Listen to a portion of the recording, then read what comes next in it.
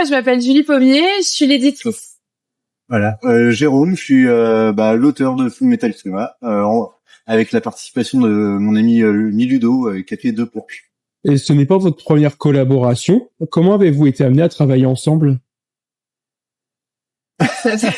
En vrai, ça s'est fait très naturellement. À la suite de Pulp Fiction, Jérôme, il m'a parlé de son nouveau projet et il avait envie de travailler de nouveau avec Edifice.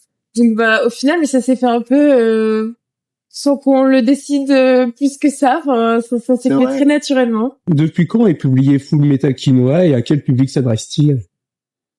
Et la date officielle de sortie? Le 24 novembre. Le 24 janvier. Elle est sortie le 24 janvier en librairie avec une dédicace à la Galerne. Et le public auquel ça s'adresse, je dirais que c'est à partir de 14-15 ans, mais surtout pour les adultes. Ouais, c'est vrai, on va dire ados, jeunes adultes et jusqu'à 127 ans. Pouvez-vous nous raconter brièvement le scénario de cette œuvre? Oui, alors on se retrouve à Elech City en 1979 où 2 inspecteurs, le héros principal Volk et son acolyte Sherlock, sont patrouillent dans les rues et vont coffrer un dealer qui en fait a une nouvelle drogue de synthèse sur lui et ils vont essayer de mener l'enquête.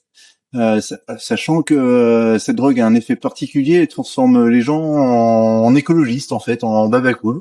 Il y a un petit côté fantastique forcément. Et sans trop révéler l'histoire, ils vont suivre des pistes, des mauvaises pistes, des bonnes pistes. Il y a pas mal d'actions et avec un grand final quand même très sympa.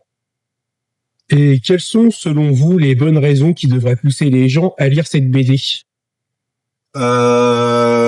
C'est la plus belle BD qui soit parue cette année. Non. Plus sérieusement, c'est une BD très sympa où il y a vraiment un scénario original. Oui. Je peux me dire le contraire. De très belles planches en fait. C'est un bon récit avec pas mal de personnages, vraiment des rebondissements. On va passer un bon moment avec cette BD. Les Havrais vont particulièrement aimer la petite balade dans le Havre de 1979.